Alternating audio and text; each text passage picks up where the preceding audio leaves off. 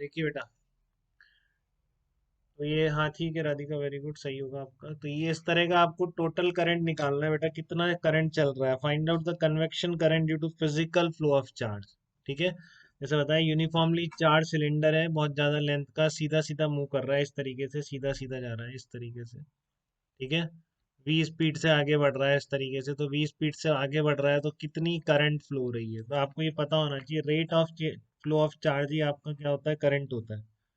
ठीक है, तो आप देखो इसका पूरा किसी भी पॉइंट से कितना यूनिट टाइम में कितना चार्ज पास कर जाएगा इस पॉइंट से। तो आपका ये देखो एरिया आगे बढ़ रहा है, ये वाला एरिया।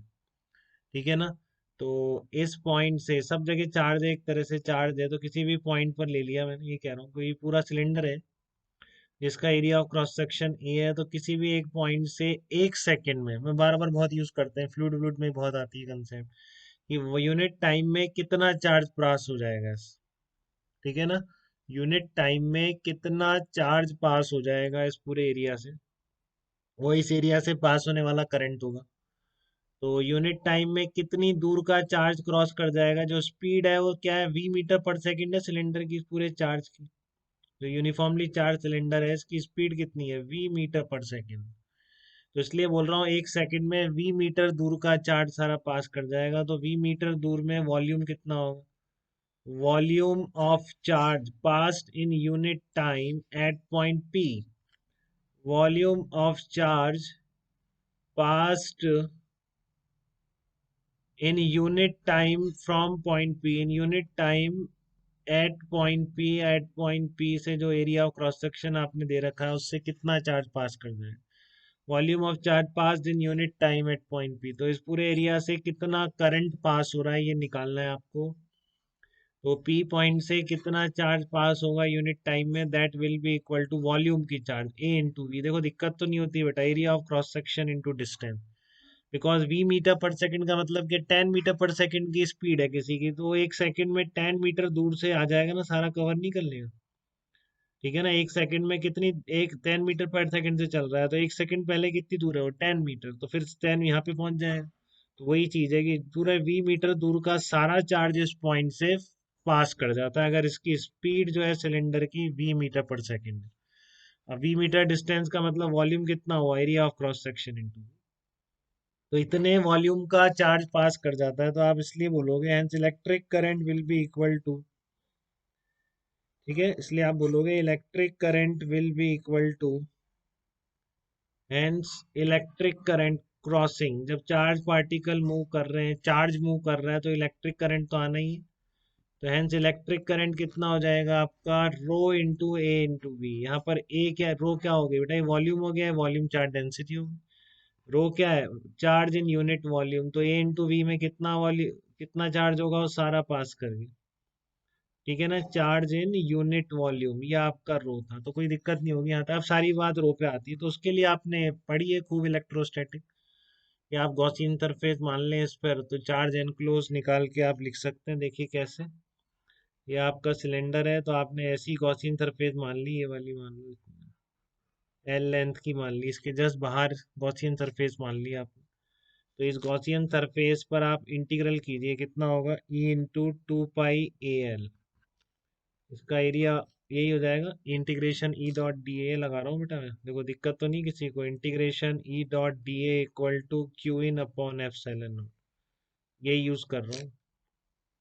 ठीक है ना, यहाँ पर सिलेंड्रिकल गॉसियन सरफेस लेते हुए, सिलेंड्रिकल गॉसियन, रो निकालना है ना, ई दे रहा। हाँ, वी वेलोसिटी है बेटा, जिससे सिलेंडर मूव कर रहा है यूनिफॉर्मली चार्ज, सीधा देखिए ध्यान से बिल्कुल, ये यूनिफॉर्म वेलोसिटी से मूव कर रहा है वी से, ये आपका यूनिफॉर्मली चार्ज सिलेंडर, समझ रहे हैं।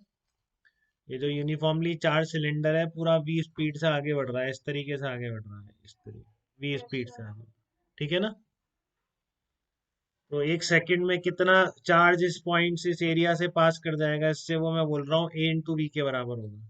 तो इलेक्ट्रिक करंट कितना आ गया इसका, डेंसिटी चार्ज यूनिट वॉल्यूम का charge into A into V. ठीक है, तो integration E vector dot D A vector क्या आ गया, Q in upon epsilon naught आ गया। तो चार्ज एनक्लोज कितना हो जाएगा आपका, देखो इसमें density into pi A square into L upon epsilon not. बताइए सीधा क्लियर है बेटा, ये चार्ज एनक्लोज। हाँ, क्योंकि ये एल लेंथ का जो गॉसियन सरफेस है जस्ट बाहर लिए इसकी सरफेस पर निकालना है आपको। तो इस तरह से लिख देंगे। तो यहाँ से आपका कितना आ गया देखो, ये यहाँ से आप रो निकालने में कामयाब हो जाने चाहिए। ठीक है ना। तो करो आप इसको आगे, पाई ए कट गया, 2 EL equal to rho A L upon epsilon naught. तो आपका कितना आ गया है, रो आ गया, एल भी कट जाएगा, तो ये आ जाएगा 2 E epsilon naught upon small A. ये आपकी डेंसिटी, वॉल्यूम चार्ज डेंसिटी आ गई आपकी 2 E epsilon naught upon A. ठीक है। तो अब आपके पास पूरी फ्रीनेस है कि आप इससे आंसर निकाल पाए, क्योंकि आपके सारे वेरिएबल आ चुके हैं। तो फ्रॉम इक्वेशन 1 एंड 2 क्या बोल देंगे, करंट कितना क्रॉस कर रहा है इस पूरे एरिया से, किसी भी पॉइंट पर निकलने वाला इलेक्ट्रिक करंट क्या होगा, रो की वैल्यू उठा के रख दीजिए वहाँ पे। ठीक है ना। तो इसको भी पाई ए स्क्वायर लिख देता हूँ। देखो क्या लिख देते हैं, पाई रो बाद में रखेंगे, पहले pi A square into V upon into 2 E epsilon naught upon A. तो करंट क्या आ गई क्रॉस करने वाली, pi A V 2 E epsilon naught. ये आंसर आ जाएगा देखो, पाई ए वी आ गया और 2 E एप्सिलॉन नॉट, कैसे भी समझ लो आप, pi A V into 2 E epsilon naught will be electric current crossing a point. अब यहाँ तक देखिए किसी को डाउट तो नहीं है इसमें।